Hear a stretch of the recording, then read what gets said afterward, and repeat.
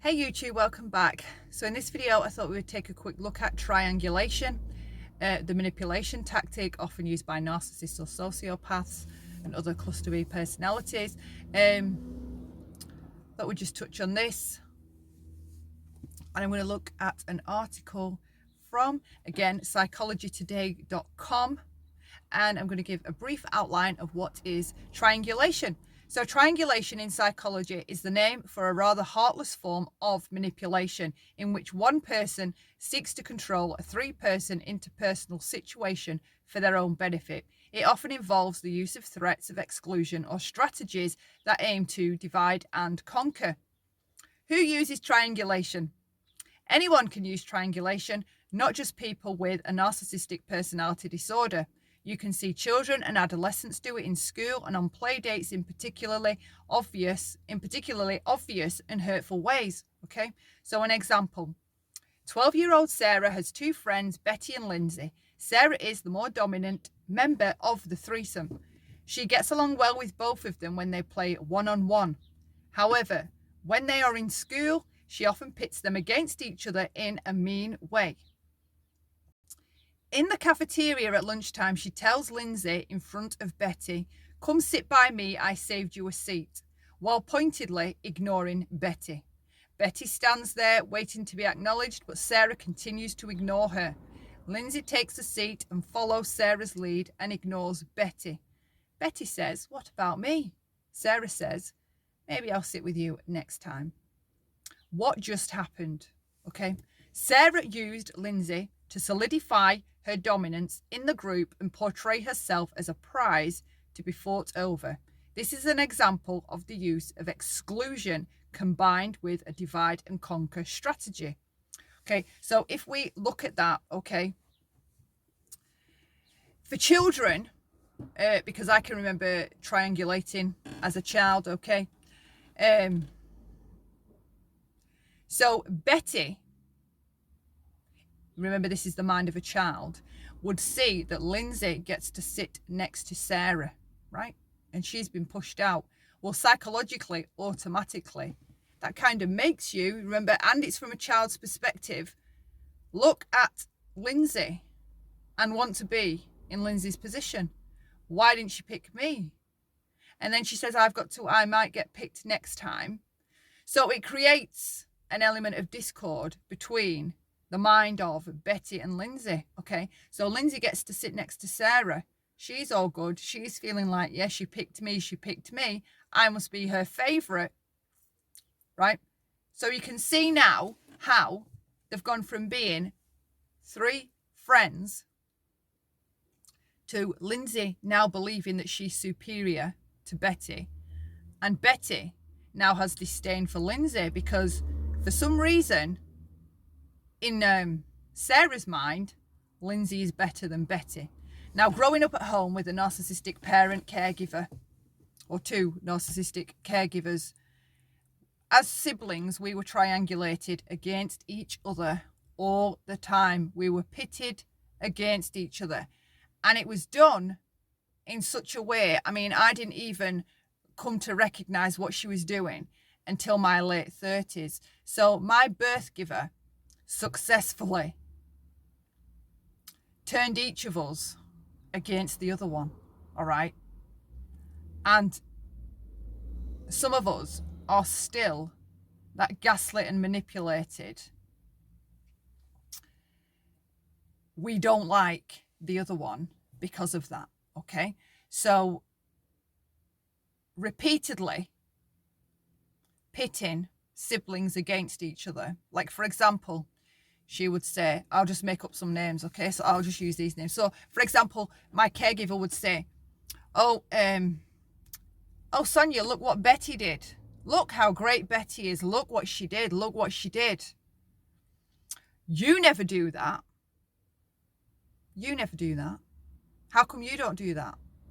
So automatically, as a child in your mind, you're looking at Betty thinking, my mum loves her more than me.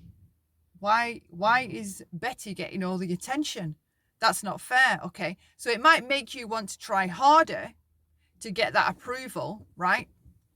So I would go about my way trying harder, because now I want to do as good as what Betty's done, because I want that kind of a reaction from my birth giver.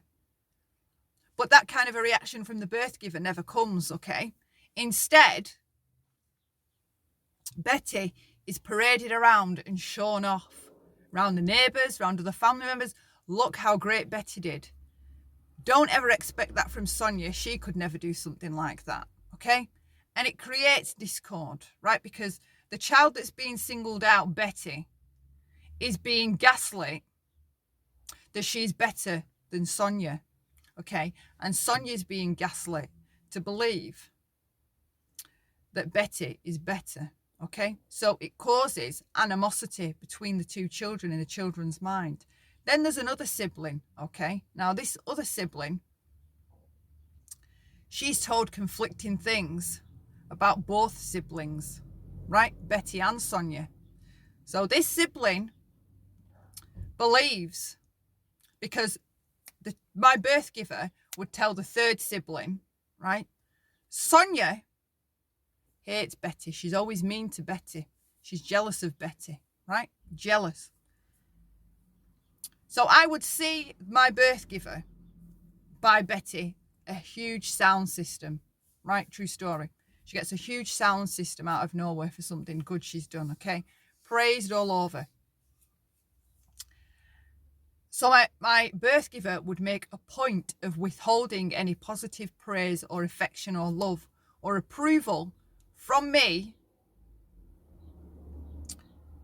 in order for me to dislike or have some disdain for my own sibling. And she would work us, all three of us. She would come to me, right? And she'd tell me all the bad things that Betty has done. All the bad things that Betty has been doing to my mum, my birth giver, right? So I'd be thinking, I can't believe she does that to my mum. I can't believe she says those things to my birth giver. I can't believe it, right? So again, that would create disdain in me for that sibling. Then my birth giver would tell me other stuff about my other sibling, how awful she is, what she's been saying, what she's been doing, how badly she's doing at school. She's such a disappointment. And my birth giver would go so far as to cry. The histrionics would start about how bad whichever sibling is, okay? And it's all to manipulate, and it absolutely divides and conquers. And I know in my experience, in my family, the triangulation of my birth giver, she was absolutely successful in that. Absolutely successful in keeping all of us against each other, either in competition with each other, hating each other, disliking each other, fighting with each other. I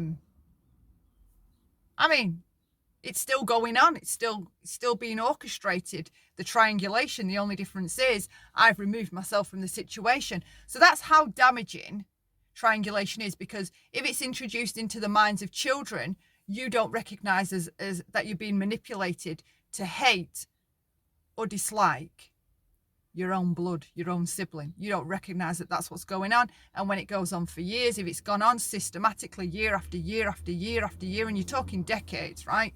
Well into my 30s. I mean, how is it not abusive? How is it not a toxic tactic to use? So me, I'm hypersensitive to spotting triangulation, okay? When people pull another person into an argument. So when we see issues, for example, people having disagreements, and they say, oh, Sonia, come here. What do you think of this, and this that she's doing, right? I get brought into the situation. We're triangulating, right? We're bringing somebody that has nothing to do with the situation into it to judge it or make a decision on it, say, or stick up for whichever person, okay? We're triangulating. A narcissistic partner, they will triangulate you in a different way. For example, they will mention their ex, okay? Say you're fighting with the narcissist, and the narcissist may say something like, my ex never used to do any of this, or my ex messaged me recently, or was trying to get in touch with me recently, or my ex always used to wear Issey Miyake perfume. They will bring up the ex and triangulate you against this individual, right? And half the time it's lies. They just bring up the ex because to do this specifically to affect you and punish you, because again, it's about punishing you. Because they want that idea to be in your mind that their ex, for example, was better than you, nicer than you, better looking than you, just overall better than you. They will use their ex to triangulate you, okay, if you're in a relationship with a narcissist. They will even use their parents. So the narcissist will use their parents and triangulate you against their parents. So they may say things like, my mum said the last time she saw you that you seemed off. You were quite rude, right? Now this conversation may not even have happened, or it may have. And they will create issues between whomever to make you feel a manipulated, induced feeling that they want you to feel, for example. So like I said again in another video, we must be mindful of how we feel to be sure that it's not a feeling that somebody else around us has and they're simply transferring it onto us, okay? So he would transfer jealousy onto me. He, say for example, my ex-narcissist would bring up situations that would mention his ex or people he claimed like him had asked him out and have me believe I needed to somehow compete with them to prove I was worthy of him, right? Total mind games. So triangulation can happen in different forms is what I'm getting at, okay? There's different variations of how triangulation may show up. So when we're bringing other people into issues, which happens a lot, say for example on social media, in YouTube communities, I see triangulation happen a hell of a lot. It can happen between a caregiver and their children, a parent and their children. It can happen at work, for example. Anytime there's another person brought into a situation, and it's kind of to make it that you're at fault. The point is to make it that you're at fault. There's a discrepancy with you somehow. It's like a power play. There's triangulation. That's a manipulative tactic going on right in front of you. So, okay. So people who have, this is back to the article, people who have narcissistic personality disorder frequently use triangulation to enhance their feelings of superiority, raise their self-esteem. So by me getting jealous about the ex or feeling some kind of way about the ex, for example, that gets brought up, that would give the narcissist whom I was in a relationship with a boost to their self-esteem, to feeling superior above me, and it helped me be manipulated into believing that I had to keep proving I was worthy of his love, his affection, or his approval. That's how it keeps you. It's a total power play because it has you feeling like you need to keep proving something. And the same can be said when my caregiver would use triangulation against us as children, me and my siblings. It was about keeping us wanting her approval, seeking her approval, seeking that she was, believing that she was godlike, okay? Everything began and ended with her. That was what she wanted us as children. She wanted to instill into us as children. She was God, basically. She was God. So they use it to enhance their feelings of superiority, raise their self-esteem, devalue other people, and keep potential competitors off balance. They are not really that different than the children who use it to help navigate the status wars in middle school, or the teenagers who vie for popularity in high school. Because you can see, obviously, if you look within the dynamics with teenagers and children, they use triangulation. And again, we use these tactics as children often, okay? And you could say again, me with the silent treatment. But as we get older, we come to a recognition that these are unhealthy, they're toxic, they're not helpful. And we often refrain from using these tactics or doing these things without even recognizing it even had a term, right?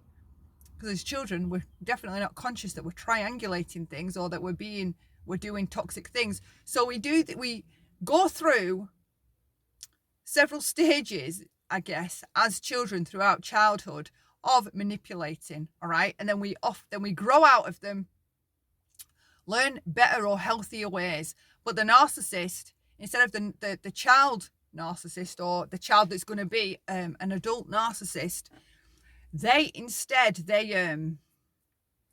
perfect these traits and characteristics. They perfect them. They perfect them, they strengthen them, they add to them, they utilize them. They become very cunning and sneaky about learning how to, through these techniques, maneuver around people and always get what they want.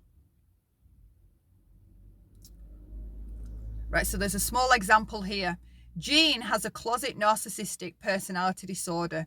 Unlike exhibitionist narcissists who love the spotlight and want to be the center of attention, people with closet narcissistic subtypes feel too exposed and vulnerable to openly seek attention, and often they will use the self-deprecation. That's just me adding that bit. They find more indirect manipulative ways of feeling special. Their version of triangulation is less overt and more devious. So this would be how the covert narcissist uses triangulation. That's a lot harder to spot.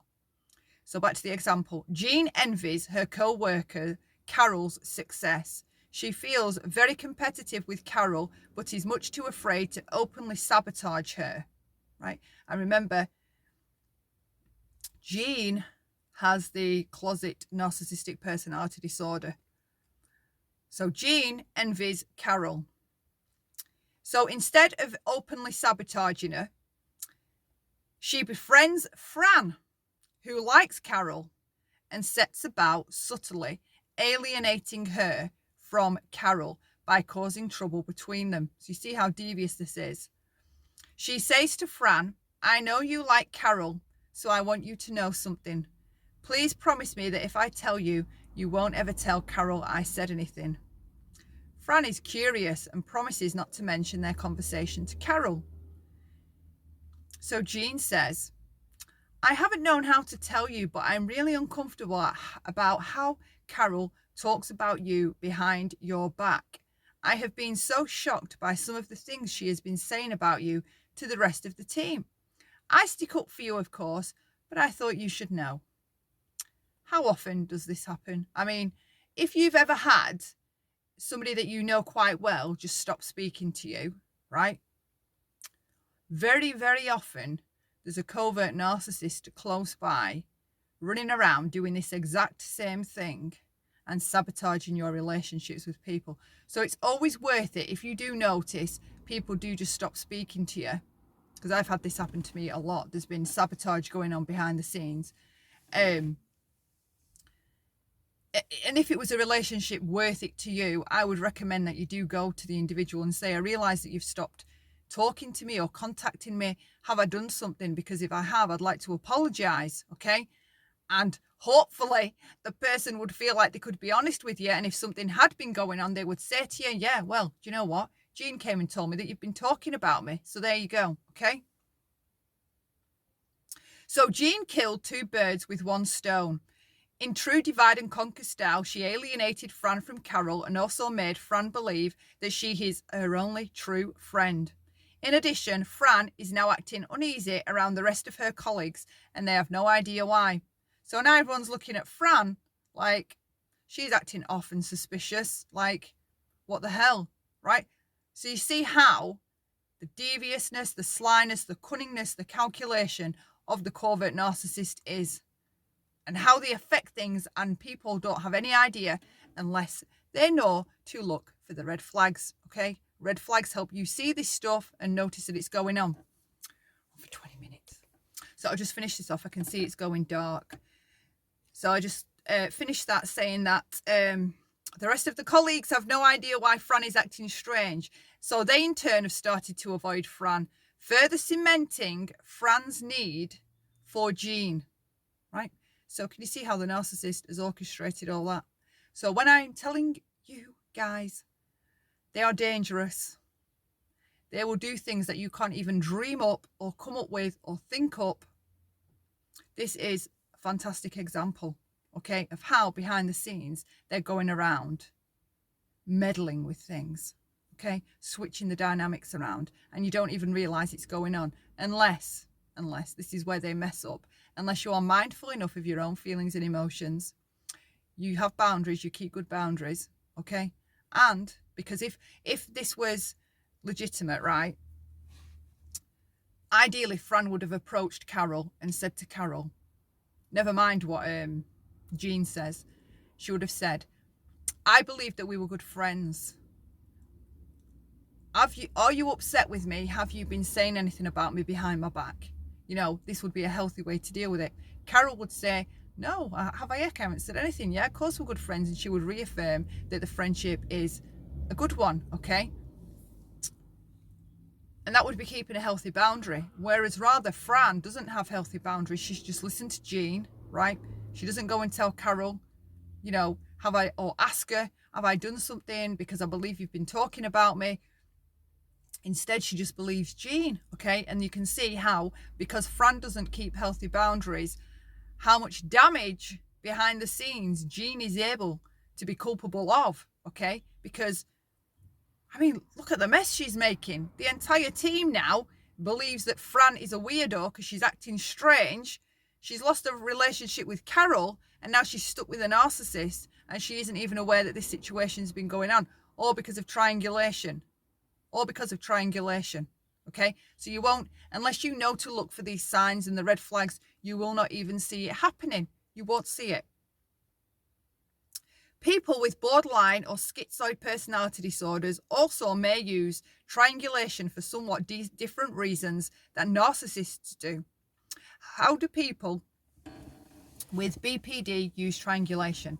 Okay, so this article states, people with borderline personality disorder are focused on getting reassurance that they are lovable and avoiding their feelings of abandonment, okay? They may use triangulation to manipulate a lover to feel jealous as a way of getting proof of their love or as leverage to get some form of commitment.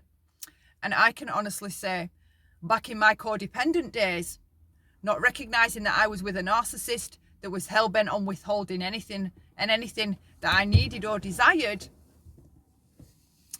I would try to set up situations so that he would reaffirm his love. Like, I would walk around with a mood on, right? Wanting him to ask me what's wrong. Obviously, he wouldn't ask me what was wrong, but I wanted him to come over to me and reassure me that, yes, indeed, he did love me. Okay, so toxic, not healthy, not good. And that's why it's important that we recognize our own patterns of behavior and switch up the ones that are very, self-serving and detrimental to other people, and just switch them up for something that's healthier for ourselves and healthier for the people around us. Another example, Jim is madly in love with Marcia, who is a very needy woman with BPD. Marcia cannot really believe that anyone loves her, let alone Jim. She is more focused on getting proof she is loved than actually caring about the needs of the specific man with whom she claims to be in love. When she met Jim, everything was blissful at first, but no matter how Jim tried to reassure her, Marcia could not internalize the sense of being loved. Marcia kept devising new tests of his love for Jim to pass. When they had been dating for 3 months, Marcia wanted to get engaged. She believed that having a ring on her finger would be proof that Jim really loved her, and that this would relieve her fear of abandonment. However, Jim thought getting engaged after only knowing someone for 3 months was rushing things. He reassured Martha that he loved her and that he hoped their relationship would lead to marriage, but he also said that he wanted them both to have more time to get to know each other better before taking that kind of a step. Marcia felt rejected, and she immediately started another relationship with someone else. The first Jim knew that something was wrong was when Marcia posted pictures on social media of herself and another guy. When Jim confronted her and asked what was going on, Marcia said, "Well, he wants to marry me and you don't. He's ready to give me an engagement ring right now." Jim knew intellectually that he was being manipulated and that he should run for the hills, but he was emotionally too hooked to do the sensible thing, keeping that boundary. And so instead he proposed to Marcia right there and then, and they went shopping for a ring. When I last heard from Jim, it was because Marcia had upped the ante and was threatening to leave him for another man who, drumroll, was willing to move to another state and immediately buy her the house of her dreams. So what just happened? Okay. Marcia manipulated, triangulated, using different men to get the man she was with to do what she wanted him to do. Okay, so by talking about this other guy that has this huge fancy house and he really likes her, in the mind of Jim, it would cause Jim to want to compete with that, to see Marcia as a prize. It induces the idea that Marcia's a prize, that, you know, she's his, he wants to keep her, you know, he wants to live up to what she wants, otherwise she's going to go and leave him for someone better. There's all that going around in Jim's mind. I mean, total manipulation. So it says here, what just happened? Okay, well, every time Marcia felt insecure, she used triangulation to get Jim to prove his love. It was never about acquiring material possessions. The whole point was to use Jim's proofs of his love for her to fill an inner sense of emptiness that could never be filled. Okay, horrendous. So hopefully now, after this small video, you understand triangulation. Start to look for it in different types of scenarios, online or in real life, at work, at home, with family members, wherever. Okay, because like I've said in another video, for me, absolutely, love exists with boundaries. Love is conditional. Just because people are family members or family or blood doesn't mean that they get to abuse us or manipulate us. So I would suggest keep your boundaries. Don't allow yourself to be triangulated. I hope this video helps. Share your thoughts below. Consider subscribing if you haven't. Have a lovely rest of the week. Love lots, and bye for now.